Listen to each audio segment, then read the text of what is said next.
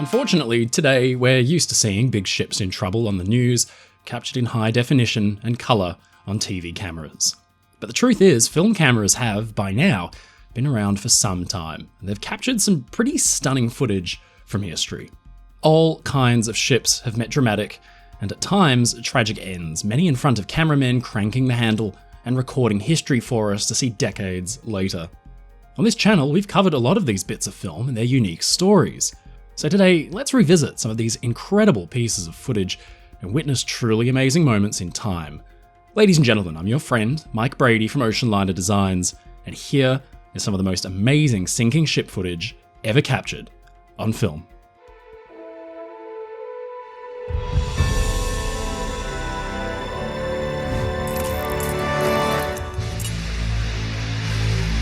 In 1956, the world's eyes were glued to their television screens as news came out from America that one of the newest, most luxurious ships afloat had been lost beneath the waves after a collision that had cost some 46 lives. Now this is probably one of the most widely reported on sinkings of all time because it happened with aircraft and helicopter crews buzzing around filming the whole thing. The SS Andrea Doria was a spectacular floating palace of a ship built for the Italian line. With the rise of the airliner and a slowing down of migrant numbers out of Europe, the Italian line intended to court the travelling public by building ships that were of exceptional quality and luxury. Instead of competing with Queen Elizabeth's size and United States' immense speed, Andrea Doria and her running mate, Cristoforo Colombo, were designed with comfort in mind. Over $12 million in today's currency was spent on her interior design and decor alone, and of course, the ship was fitted with all the modern safety features one could hope for.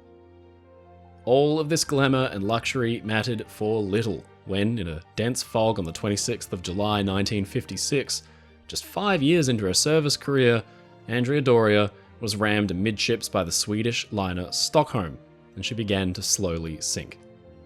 What happened next was an absolute media sensation. Rescue ships, including the French liner Ile-de-France, rushed to the site and helicopters buzzed around. By the time the camera crews got to her, Andrea Doria was mostly evacuated and listing heavily over in the water, completely helpless. For her part, Stockholm remained afloat and was steaming for home with a grotesque wound, her bow completely telescoped and crushed beyond recognition. What played out was an orderly evacuation. Fortunately, Andrea Doria's safety features kept the ship afloat long enough for most aboard to evacuate safely. Tragically, nearly 50 people lost their lives, mostly in the initial collision when the Stockholm's bow had plunged deep into passenger staterooms and public areas. The Andrea Doria's list grew even more as water rushed into the ship, and soon the crew who had remained aboard were forced to abandon their posts when the situation proved helpless. Some 10 hours after the collision, Andrea Doria was finally pulled under the waves. The footage captured of the sinking ship is nothing short of remarkable. You can see the port propeller completely exposed as the ship rolls onto her side and sinks bow first. More than 1,500 people were rescued from the sinking vessel and taken back to New York, mostly aboard the Ile-de-France, followed closely by the Stockholm herself. Stockholm famously limped into New York Harbor, missing her entire bow section. Incredibly, a 14-year-old girl had been found badly injured in the crushed bow section of Stockholm, but she was not one of its passengers. She had been on the Andrea Doria when her cabin was smashed in, and when the two ships parted, she had been somehow tossed onto and caught up in Stockholm's wrecked forward end. Originally hailing from Mexico, she called out for her mother in Spanish. When a Spanish-speaking crew member of Stockholm's was found, she had asked, "I was on the Andrea Doria, where am I now?" She survived the encounter, but tragically, her little sister and her stepfather did not, although she was reunited with her mother, who had also been injured in the impact and waited for news of her daughters in New York. Andrea Doria's wreck was visited by divers within a few weeks of the sinking, located easily by a huge slick of leaking oil. Divers took down a special underwater camera and filmed the descent until there, lying on her side, they found the wreck. You can see a lifeboat davit, still with its white paint, and the divers can be seen fighting the strong currents. Here's one swimming past one of the emergency lights that hung out over the side of the ship, high above the waterline to help guide lifeboats down as they launched.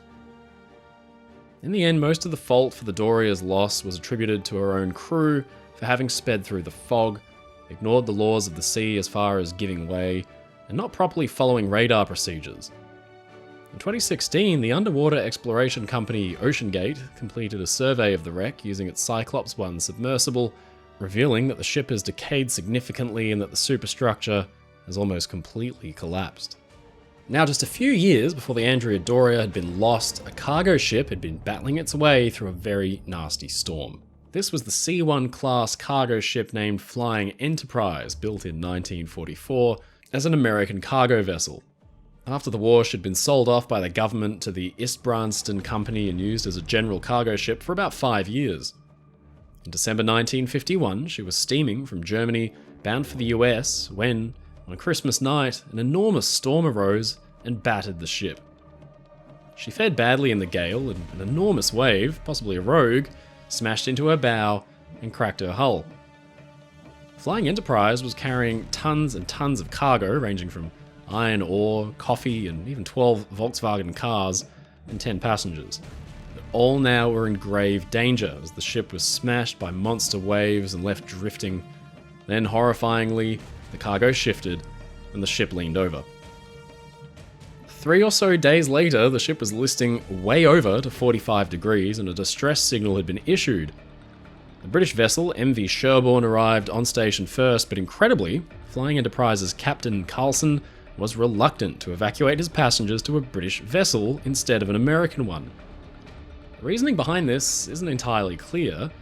The ship was carrying some interesting materials, to be sure, including zirconium, which was used in the US nuclear program. So maybe Carlson was reluctant to risk this material falling into the hands of a British salvage crew. Whatever the case, in the end, an American warship arrived on scene, but only just in time, because the Flying Enterprise was clearly losing its fight to stay afloat.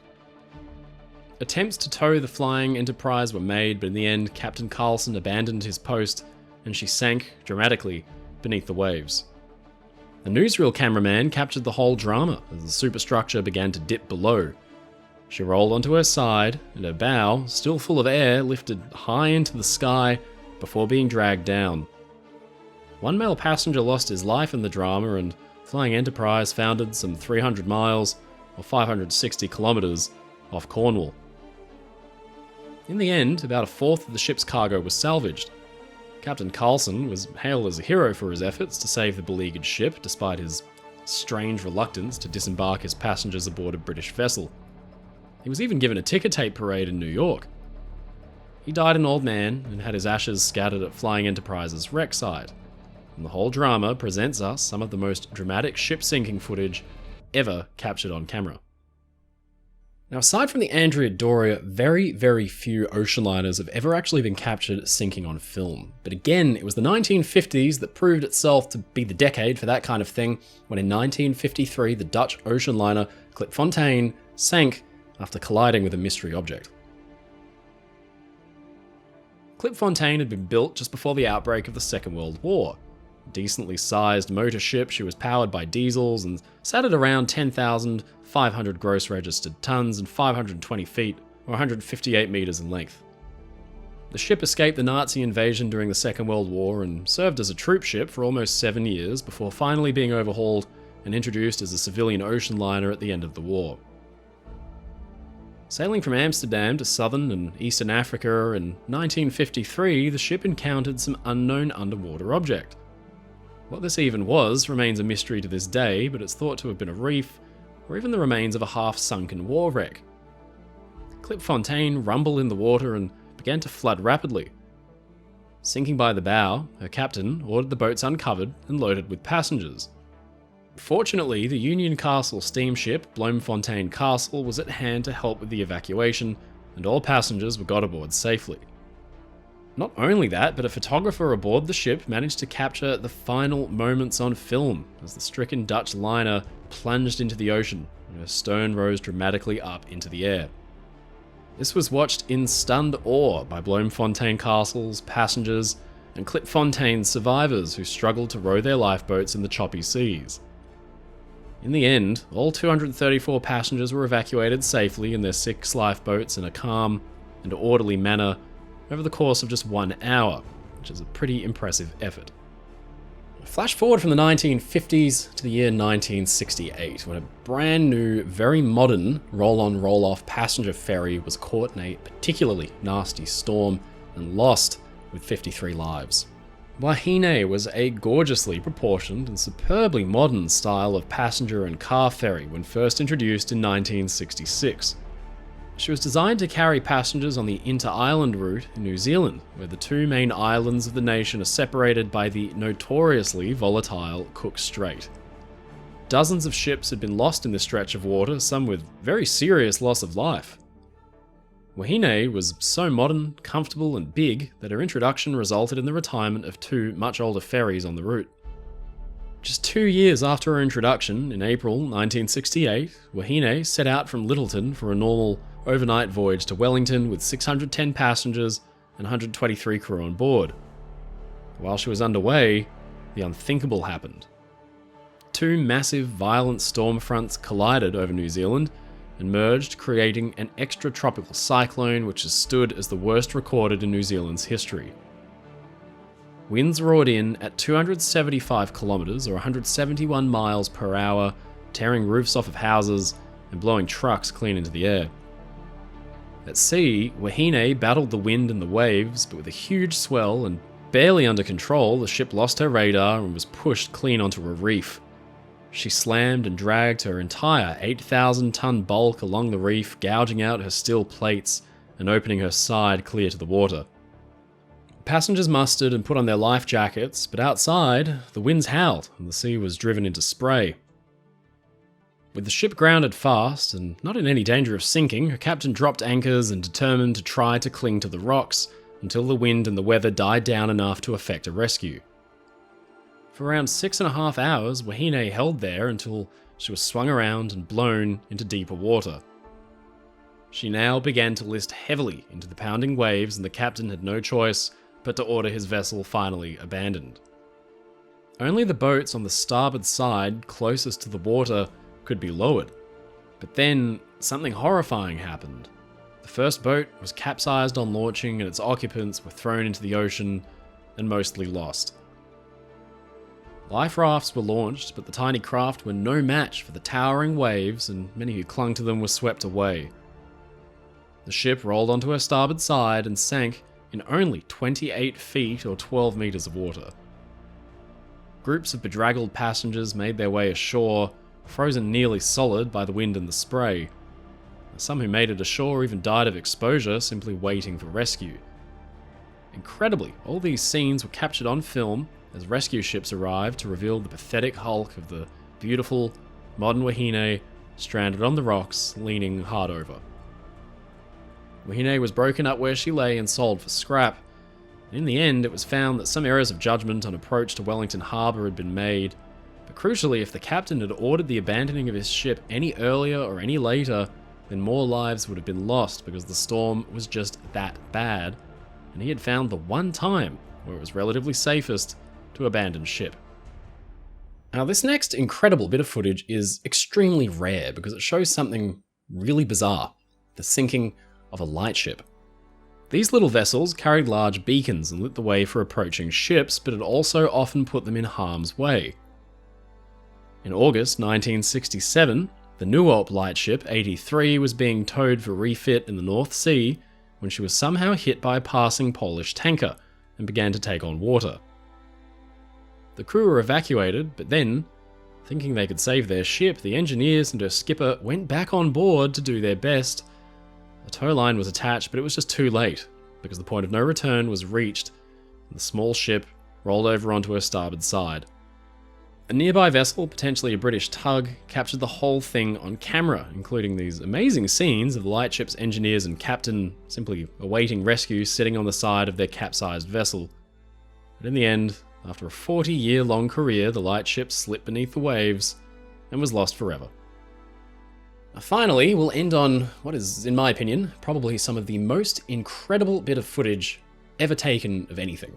That's the destruction of the HMS Barum. HMS Barum was one of the 5 legendary Queen Elizabeth-class battleships laid down and launched during the First World War. She'd served as a British flagship and was present at the epic Battle of Jutland. Modernised during the 20s and 30s, she was back in the fray for the Second World War. In November 1941, Barum was sailing in convoy with other warships from the 1st Battle Squadron with a heavy destroyer escort when their engine noise was picked up by a German U-boat. U-331 manoeuvred herself into a position to attack when it itself was detected by one of the lead destroyers. But the sonar contact was disregarded as an error or a false reading, and the German submarine slipped through the net. At virtually point-blank range, U-331 fired all 4 of her bow torpedo tubes into the Barum's side at just 345 meters or 410 yards distance. All 4 torpedoes hit home in virtually the same spot on Barum's hull, completely overwhelming any kinds of armor or anti-torpedo bulges and opening her machine spaces to the ocean. The ship immediately began to roll onto her port side as her crew desperately tried to escape. There was simply no time to lower the lifeboats. Barum simply rolled out from underneath them, trapping many of the men inside. And then, as her funnel, which still gouted thick black smoke, began to slip beneath the waves, there was a flash, and her powder magazines erupted.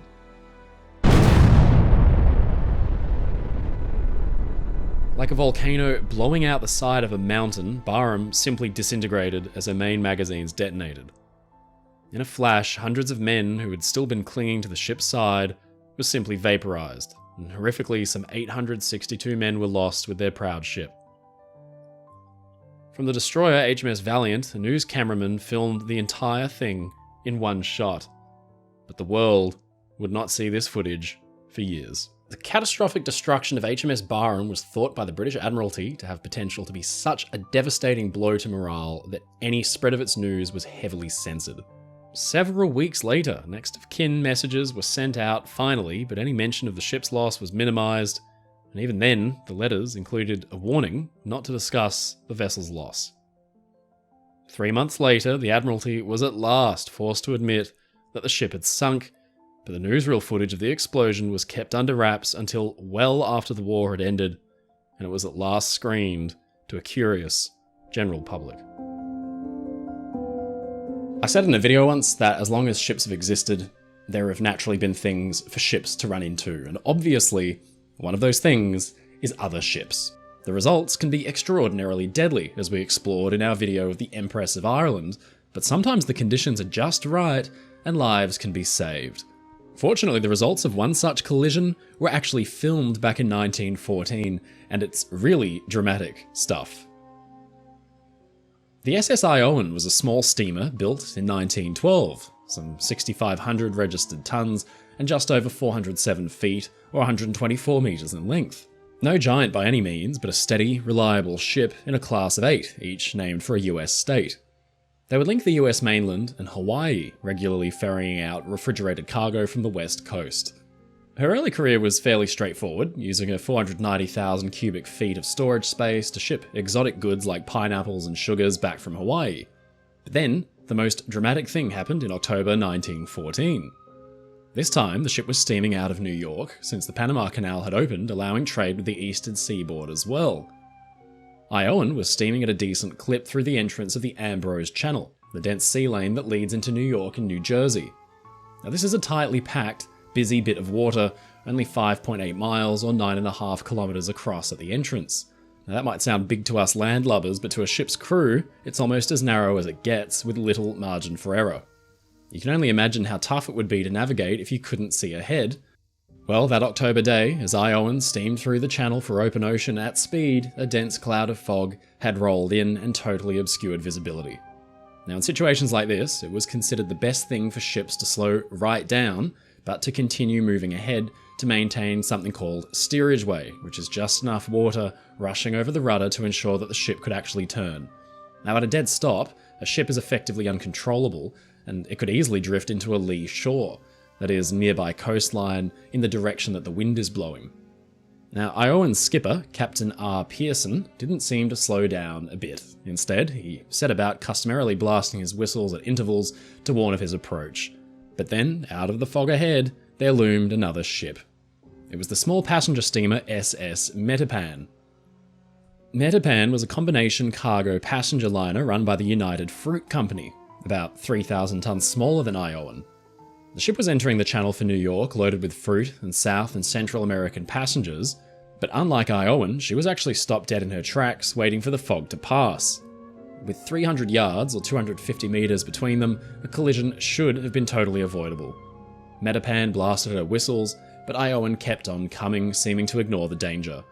With no attempt made to change course, Owen simply dropped her anchors in an attempt to slow down, and with a deep crunch and a lurch, the two ships collided. Owen sank her bow about halfway through the Metapan's forward hull, and with the force of the collision, the two ships were separated and lost again in the fog. Metapan's skipper now had to act quickly. With tons and tons of water now roaring in, he rushed his ship for the shallow channel bank to beach it and prevent it from totally sinking, got his lifeboats ready and lowered his passengers away. With a sickening lurch, Metapan struck the bottom of the channel and stuck fast while her stern was comically lifted clear of the water. Now the result was a pathetic sight, with Metapan half sunken and resting on the bottom with a huge gouge taken out of her bow. Fortunately, the evacuation was perfectly executed and without casualties, but this remarkable bit of footage was taken from rescue and survey vessels showing the extent of the damage and the poor old Metapan frozen in place on the channel bank.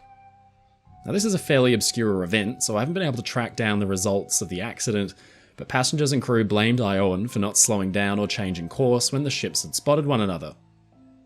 Owen's bow was crushed, but she was returned to service and went on to become a troop transport and cargo vessel which served successfully in both World Wars, but the Metapan was patched and refloated and eventually sunk by a mine without casualties in the Second World War. But this time her sinking was for good. Sadly though, not all maritime incidents are as relatively harmless as that of the Owen and the Metapan.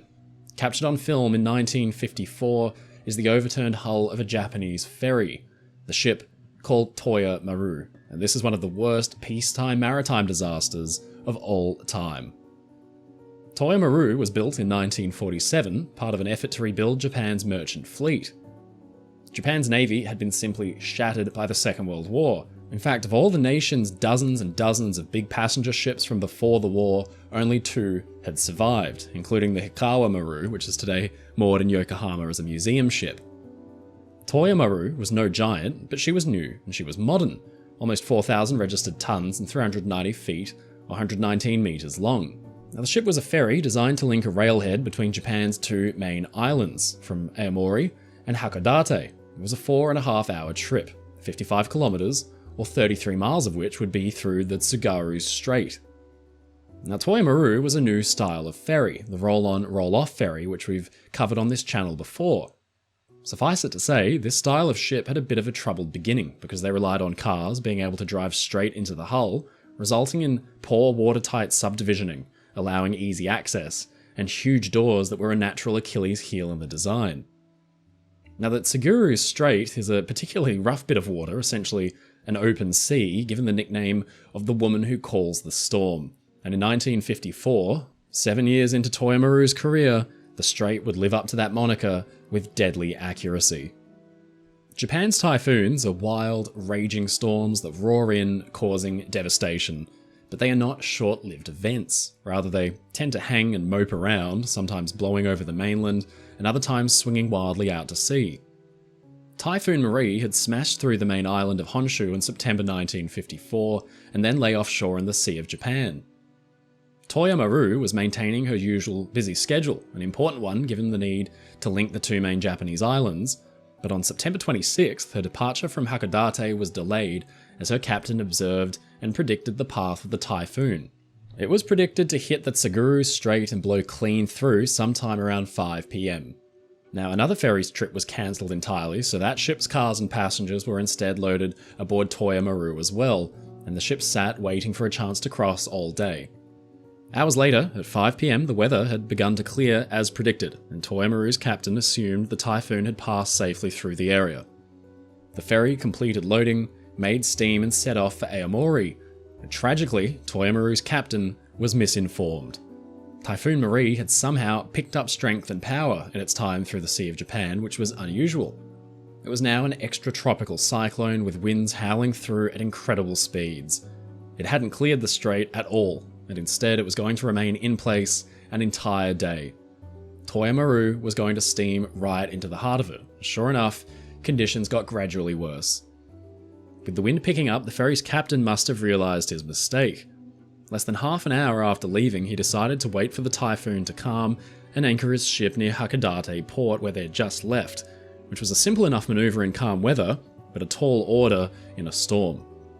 The anchor didn't hold, and the ferry slipped away, drifting at the storm's mercy. Those big doors designed to allow cars conveniently into the ship now began to take on tons of water, and they would prove to be Toya Maru's undoing. Her machine space is flooded, her engines died, and she was soon completely without any power or any control. For 3 hours, the ship was battered about by wind and huge seas until she finally came to rest at 10:30 p.m, aground off Nanae Beach, only 4 kilometers, or just shy of 3 miles backwards from where she'd set out hours earlier. With monstrous, strong waves battering the ship's hull, the danger was plain. Although the town of Hakodate was agonizingly close by, the shore was just 100 meters away, the ship was stuck in the shallows and gradually being thrown over onto her side. Just 15 minutes or so after grounding, Toya Maru was capsized and flooded quickly. The ship's lifeboats broke their lines and were washed clean away, along with tons of equipment and flotsam. For those on board, escape and survival was a tragic matter of simple luck. There were around 1,300 people on board, and the next day it had become clear that just 150 had survived. This remarkable footage shows Toya Maru capsized in the relatively shallow water, the ship's underside pointed at the sky, while meanwhile the Nanae beach was littered with debris including the ship's boats and a life preserver. A party of 35 American GIs, artillerymen from the 1st Cavalry Division, had been aboard, and only one survived because he was luckily swept out of the ship's hull through an open porthole. The Toya Maru wasn't just the only casualty of Typhoon Marie. 4 other ferries were sunk and many other ships were beached, like this cargo vessel which is lying less than 100 meters away from the Toya Maru's overturned hull. In the end, the rough state of the Tsugaru Strait and the frequency of bad storms expedited the construction of a tunnel, the Saikan Tunnel, which today operates a high-speed Shinkansen service spanning some 14.5 miles, or 23.3 kilometers under the sea, and the dangerous woman who calls the storm. Of course, huge storms are not just unique to Japan. Massive seas have taken down ships across the globe, and in 1960, a huge North Atlantic storm broke a tanker clean in half. Pine Ridge was a tanker built for the US Merchant Navy during the Second World War, a time of booming industry for the nation as it rushed to output as many ships as possible. In the end, America's shipyards built an incredible 6,000 odd hulls in just 5 years of wartime as part of the emergency shipbuilding program. Now, the speed at which these ships could be constructed is incredibly impressive. In fact, a full Liberty ship, some 7,000 registered tons and 441 feet long, could be launched just 24 days after the keel was laid. But with the rush of increased output came some serious quality control issues. The quickly employed workforce lacked years of welding experience, and the result was often poor weld seams that were prone to cracking under extreme stresses. Now, this might not be an issue if the ships were designed to mitigate cracks or at least control them to radiate them away from vital sections of the ship's structure, but big open shafts like cargo hatches with their sharp squared corners became a natural stress and failure point, and this was not accounted for in the ship's design. And on top of all of this was the quality of steel. That used at the time was fairly brittle by today's standards. Back in December on this channel, we examined the story of the steamer Schenectady, which had snapped cleanly in two while she was tied up at her fitting out wharf. Throughout the war, there were 1,500 recorded examples of brittle hull fractures on the likes of Liberty ships, and 12 of those broke spontaneously in half. Now, the cause was attributed to something called the ductile brittle transition temperature, which is a certain point at which cold water can change steel's character from that of ductility, that is, being fairly flexible, to brittleness, more prone to cracking. Of course, the frigid North Atlantic Ocean was behind this, and subsequent ships were built with design changes to accommodate for it. But even so, ships built during the war exhibited some dangerous characteristics, especially in North Atlantic storms. Tankers like Pine Ridge were long and narrow. In tall waves and troughs, they could have monumental forces concentrated at their centres. In 1952, a storm had caught two World War II-era tankers, SS Pendleton and Fort Mercer, which both broke apart and sank with the loss of a combined 14 lives. Well, years later, in 1960, it was SS Pine Ridge's turn. On a trip from New York to Corpus Christi, in ballast, that is not loaded with her cargo of fuel, the tanker was caught in massive seas and wind. Off Cape Hatteras, the ship was battered and thrown around until finally it all became too much. With a disturbing crack and a huge groan, the ship was broken cleanly into two sections which quickly separated.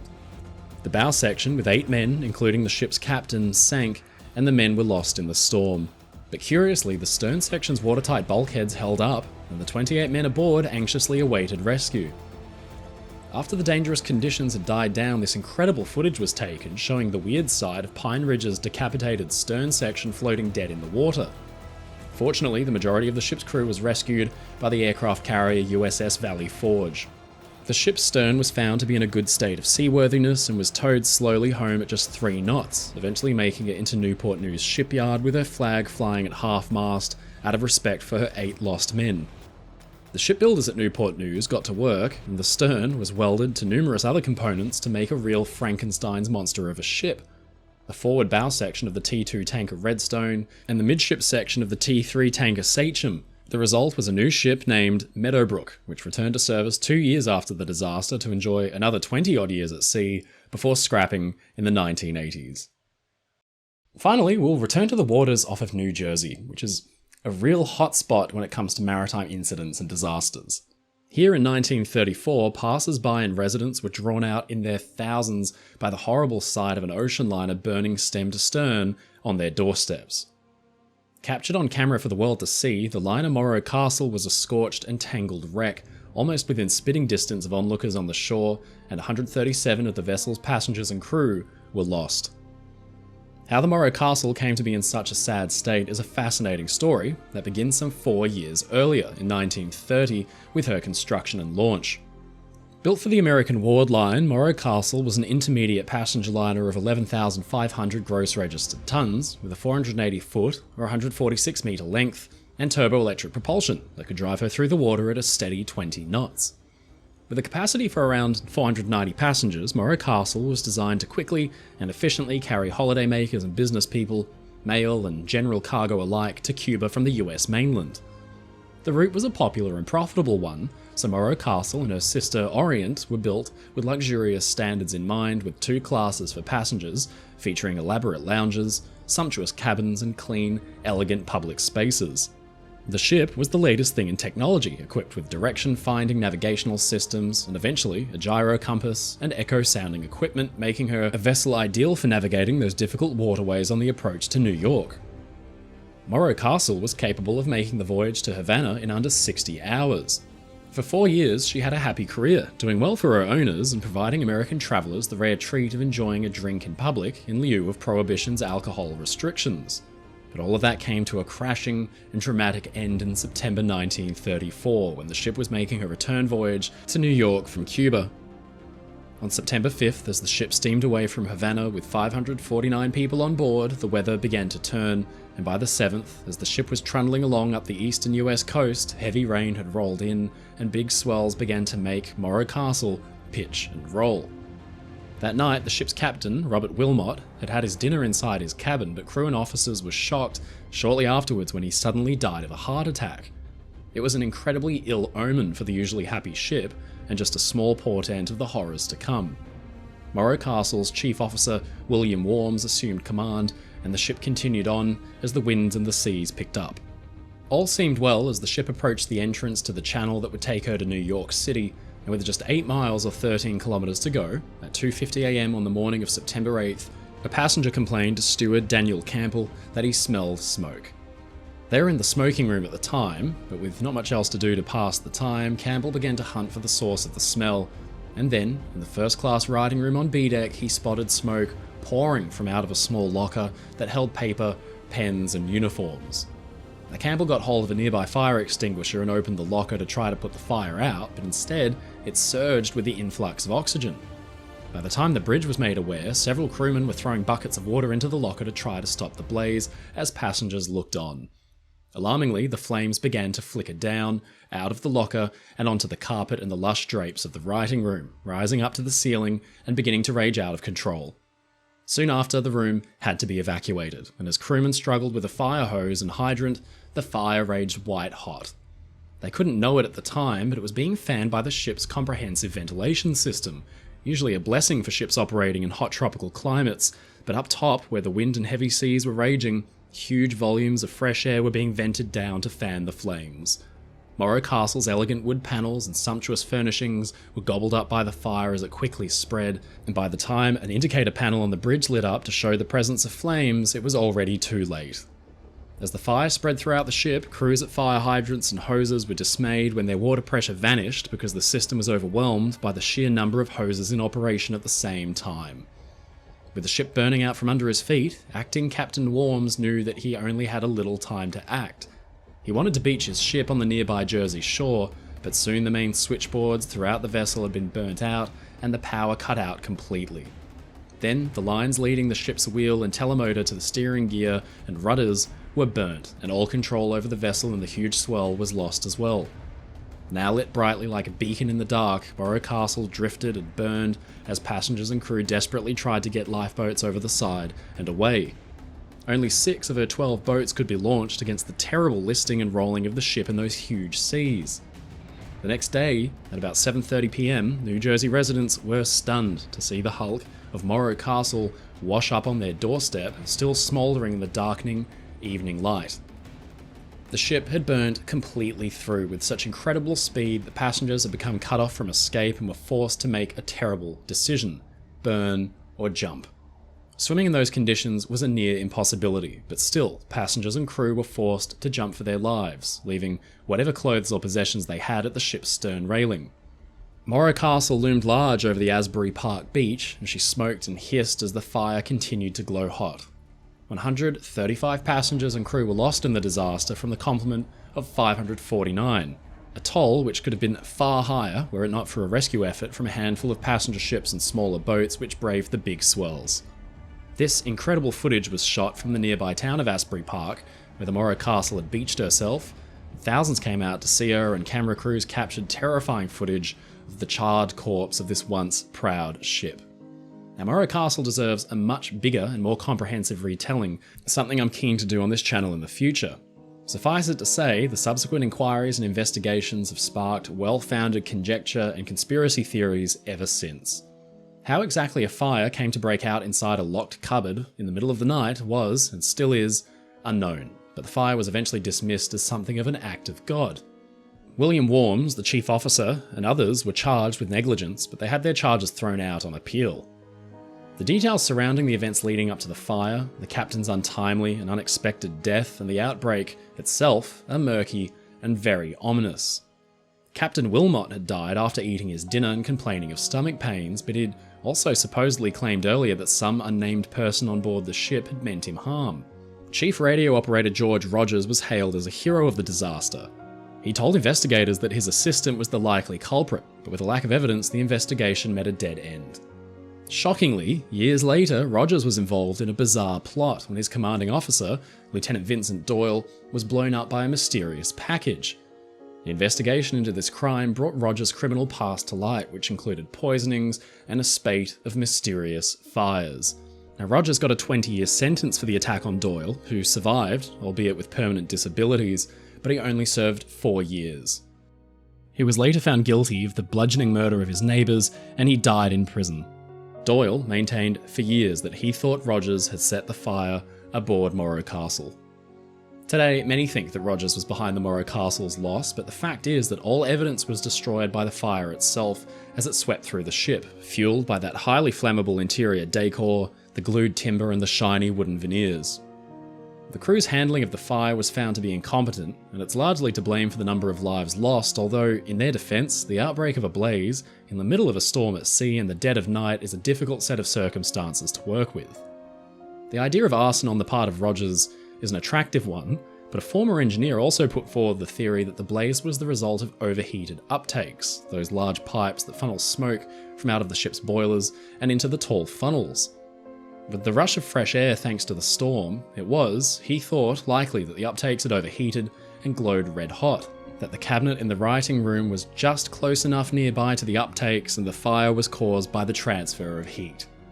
Whatever the case may be, the Moro Castle remains as one of the most dramatic shipping disasters to take place off the US coast, and the remarkable image of the towering ship burned through looming high over the New Jersey beach is one that is difficult to forget. Now we turn to a mammoth battleship from the First World War that met a tragic end after just a few short years in service, and it was all captured, startlingly, on film. The Austro-Hungarian Empire had begun to rapidly expand its naval power in the lead-up to the First World War. The realization had been that many of its ships were capable only at coastal defence, but a war with Italy would mean battles at sea, the scale of which that nation had never really fought before. Archduke Franz Ferdinand took direct interest in the navy since he had served in the position of admiral. It was his influence which sparked the sudden expansion for the empire, which had never really taken much interest in warships at all. A plan was put forward for the construction of a new class of battleship, a modern dreadnought that could serve Austro-Hungary, but before details could be finalised, a leak saw the proposed design published by the press, and an immediate reaction from the Italian navy. They laid down their own modern dreadnought design, the bizarre-looking Dante Alighieri, in anticipation of the Austro-Hungarian design, and the naval arms race between the two nations only intensified. The game was afoot. Rather than commission the new ships overseas, the Austro-Hungarian government commissioned a local shipyard at Fiume, now modern-day Croatia, to build the 4 ships of the class. Now these things were monsters and far larger and more expensive than anything the nation had produced before. In January 1912, the keel was laid down for the last of the class, and just 2 years later she was launched. The Szent István was a 499-foot-long, 20,000-ton dreadnought with 4 turrets mounting 3 12-inch 305mm guns each. Now, this represented a whole new era for the Empire, and they were justifiably proud of their creations. They were the first dreadnoughts ever built by the Empire, and they would soon prove to be their last. In 1914, Ferdinand, the driving force behind the Austro-Hungarian Empire's navy, was infamously assassinated in an attack which inadvertently sparked the largest war the world had yet seen. Suddenly, Europe's powers raced to put the machines and technologies they'd developed into combat, and the Austro-Hungarian Empire was out for blood. Szent István and her sister ships proved too valuable to be lost, though. Their sinking would be a huge propaganda blow. Instead, they spent much of the war bottled up in their ports. In 1918, an audacious plan was developed to break the Allied stranglehold on the Empire's position in the Mediterranean. István and her sister ships would spearhead a powerful force designed to smash through the Italian, British, and French ships which were keeping the Empire's navy in check. On the 10th of June 1918, at around 3 a.m, Italian torpedo boats were spotted by the force, but their speed and the night's darkness made it difficult for them to be tracked. They sped through the escorting cruiser's screen and fired off their payloads. 2 torpedoes struck Szent István with powerful explosions that rattled the ship and opened her hull up to the water. The crew rushed to conduct damage control, but the rate of flooding was simply too great, and soon power was lost as the ship's boiler and generator compartments were flooded. Szent István began to roll to one side, and so desperate was her crew to correct the list that her gun turrets were turned to port, but it was all in vain. Her crew gathered on deck to counterweight the list, and the ship's chaplain delivered a final blessing. Then, with a camera rolling on István's sister ship stopped nearby, the ship rolled over, throwing hundreds of men into the sea. She came to rest perfectly upside down, with her belly pointed straight at the sky, before slowly, as flooding waters roared through her interior, the ship settled and disappeared from sight. One of the Austro-Hungarian Navy's finest ships was gone, and around 90 men were lost with her. The numbers could have been far deadlier, but fortunately the ship had simply taken so long to sink that most of the crew had managed to make it topside without being caught out far down below. The incredible piece of footage filmed by a lieutenant on the István's sister ship, Tegethoff, was supplemented by more films shot by an Austro-Hungarian camera crew, and the video captured a very important piece of history. In fact, this is one of only 2 existing pieces of moving picture film to capture the sinking of a battleship at sea due to combat.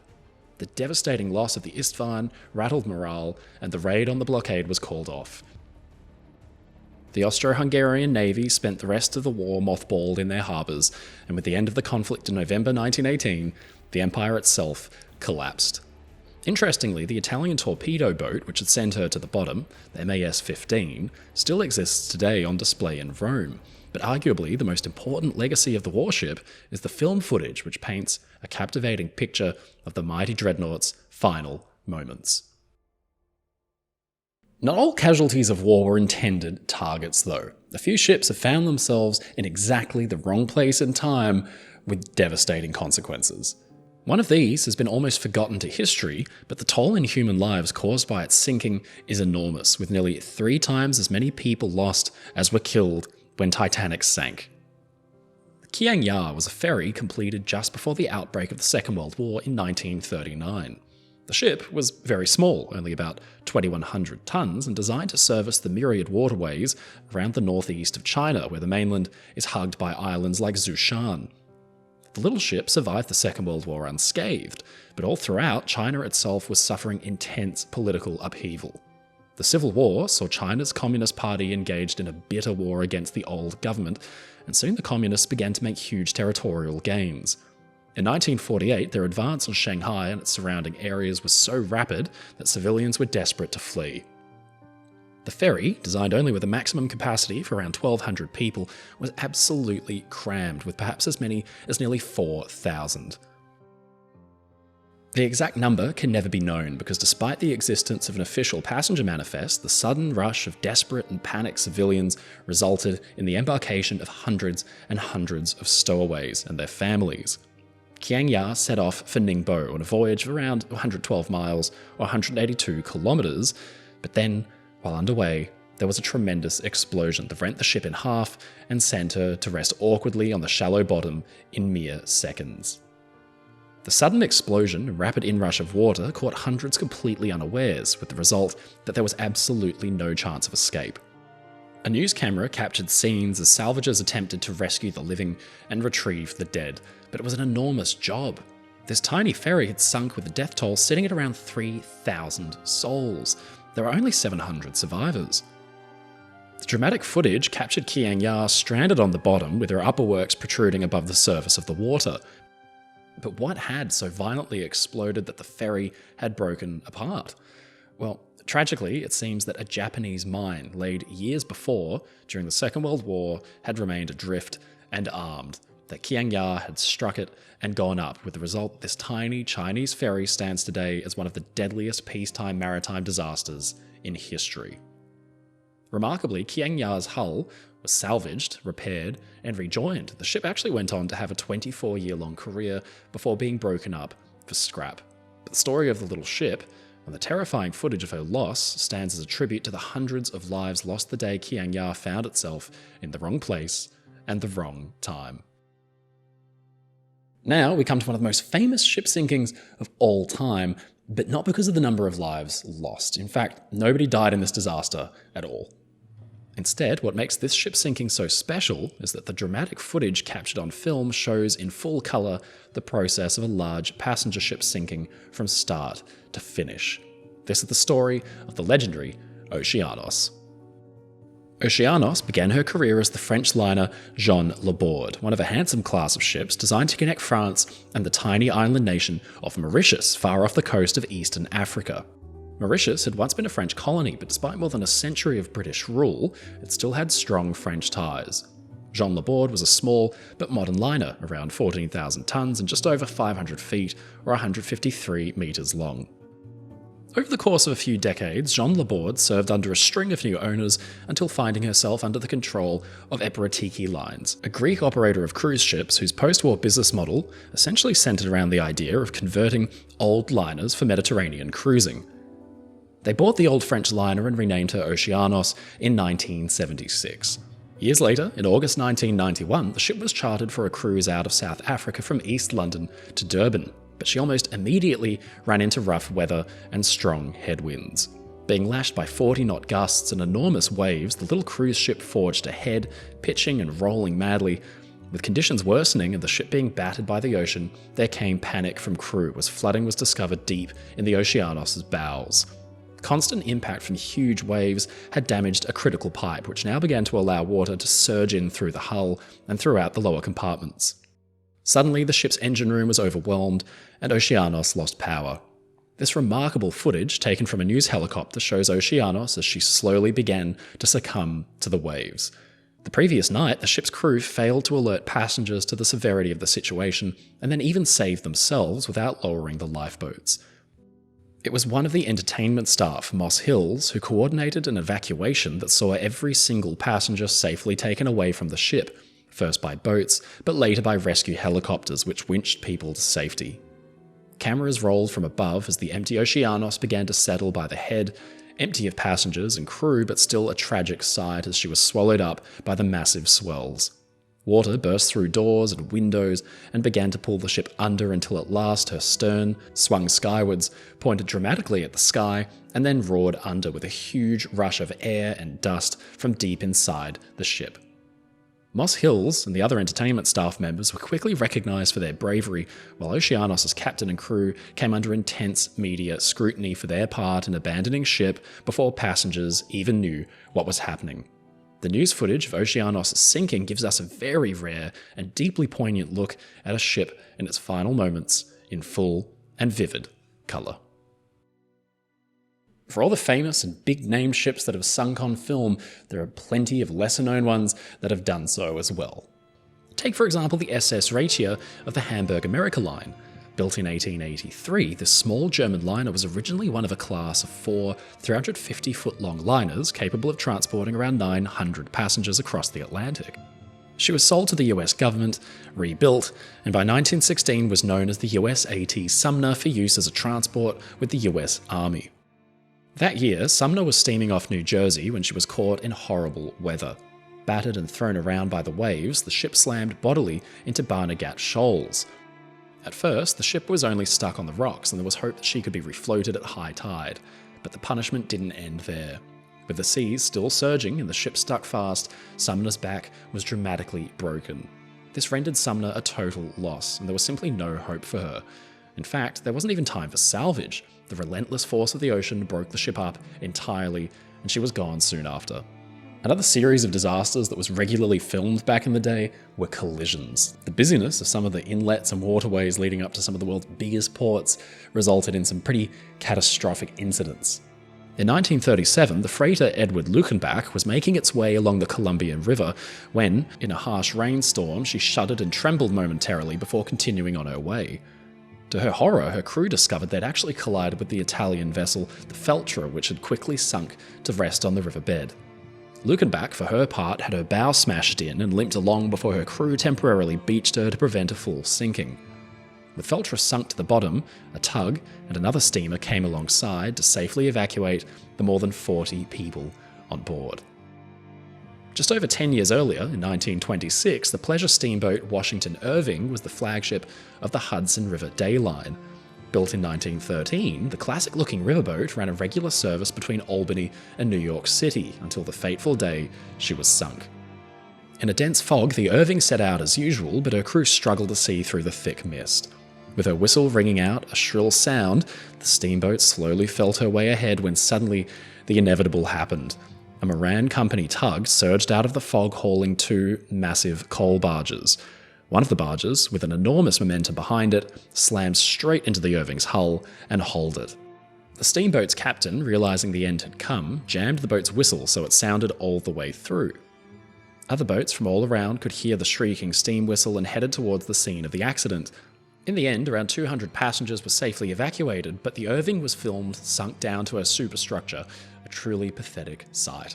Amazingly, the wounded vessel had been guided towards a pier on the Jersey side of the river where the passengers could alight, but tragically 2 were killed, including a mother and her 3-year-old girl. Eventually, the ship was raised and scrapped, and her days of majestically sailing the Hudson River were over. Finally, we come to one of the most heartbreaking scenes for ocean liner nerds like me, the burning and partial sinking of the SS Normandy, an icon of the Art Deco era which burned dramatically in full view of all of New York City. SS Normandy was a palatial ocean liner designed and built in the late 1920s, intended to be a true ship of state. The liner embodied all the finest that French artisans and craftsmen could create. She was intended to snatch the blue ribbon at last from Britain and Germany. Normandy burst onto the world stage and with her powerful turbo-electric engines roared across the Atlantic for a record-setting run that saw her emerge as the fastest and most prestigious ocean liner in the world. At nearly 1,030 feet long and 80,000 gross registered tons, Normandy's hull was simply enormous, and French Line wasted no time in filling it in with the absolute finest luxury they could manage. Normandy today is remembered for her palatial, almost gallery-like first-class interiors, which featured stories, tall ceilings, and smoking rooms and dining saloons lined with ornate Lalique crystal chandeliers and light fixtures. Clever design choices meant that the ship's interiors continued for nearly the full length of the vessel uninterrupted. Fine art graced nearly every aspect of the ship's first-class accommodations, but equally impressive was the technological leap that Normandy represented. Not only were her turbo-electric engines extremely modern, but she featured an impressive fire suppression system that made use of pumps and indicators that could help crew determine the source of fires and put them out.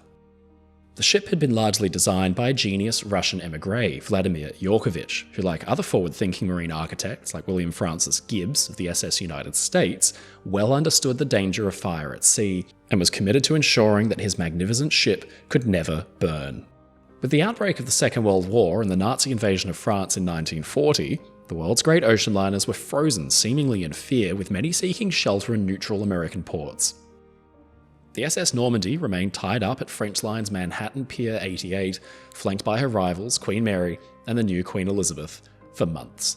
But then America was no longer neutral, because on December 7th, 1941, it was drawn into the war. The country seized Normandy with plans to convert her for US Navy service. Renamed USS Lafayette, the glorious ocean liner was slated to begin life as an enormous, fast troop transport to supplement Queen Mary and Queen Elizabeth as they rushed to bring enormous numbers of troops from America and Europe out to the theatres of war across the globe. Normandy began to have her interiors stripped. All of her glamorous pre-war Art Deco panels and artworks began to be removed by an army of workers who streamed up her gangways like ants each day to take her apart. With many of the artworks and furniture off the ship, it remained for crews to begin dismantling the varnished wood panels that made up so many of her interiors, but then disaster struck. A welder's torch set fire to a pile of flammable life jackets, and the blaze began to rage out of control. It began to spread through the ship, aided by the varnished deco panels that had once been the delight of the transatlantic passenger trade's rich and famous, but which now acted merely as a very efficient fuel. Soon, Normandy was burning from stem to stern, and frustratingly, her advanced fire control systems had been deactivated. Even so, the US crews who had taken control of the great liner had no idea how to use them. Firefighting boats came alongside, and passengers from passing cars on the West Side Highway gazed in astonishment as one of the world's largest ships burned just in front of them. Firefighters and fireboats rushed to the scene and began to pump river water into the ship in an attempt at quelling the blaze. But soon this presented an even more dangerous prospect. With Hudson River water being pumped on top of the ship at an alarming rate, Normandy's upper decks began to strain under the weight of hundreds of tons of water. It drained down stairwells and surged through corridors, but made the ship enormously top-heavy. With nowhere to properly go, the water simply pooled way above the waterline, and slowly, surely, Normandy began to sag low into the river. Remarkably, in the crowd that had gathered to watch the blaze, a man stepped forward desperately and on a mission. It was Normandy's designer, Vladimir Yorkovich. He'd actually moved to the US just before the war, and now he watched on in horror as his creation burnt and listed dangerously. He rushed forward to present a plan which involved effectively sinking Normandy by opening valves deep within her hull. This would mean she could not roll over, and the fire could be put out before she could be eventually refloated. But tragically, Yorkovich was pushed to one side, and his ideas were rejected. US Navy Rear Admiral Adolphus Andrews ordered firefighting efforts continued, and eventually the fire was deemed to be under control, but the Normandy was too far gone. He ordered the ship abandoned, and then, with a huge roar, the great liner rolled onto her port side and came to rest half submerged in the icy Hudson River. The side of the world's finest ocean liner, scorched and lying on its side like a monstrous beached whale, was front-page news, even at a time when German advances in Europe had dominated the papers since 1939. Admiral Andrew's ignorance had essentially led directly to the ship rolling, and news cameras captured the tragic sight in captivating clarity. The hulk still smouldered as the US government scrambled for answers as to how its newly acquired prize had been destroyed. Andrew's promotion to Vice Admiral was held for an inquiry, but then he was eventually cleared of any wrongdoing. Yorkovich was heartbroken by the fire, but he held hopes that the hull could still be saved and repurposed.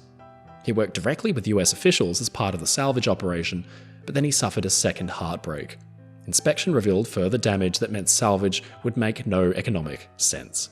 Normandy was sent to be broken up, towed down the Hudson River, a pathetic sight. She'd arrived in New York at war's outbreak as a complete, gleaming, magnificent ocean liner, and now, in 1943, she left it a charred and mangled mess.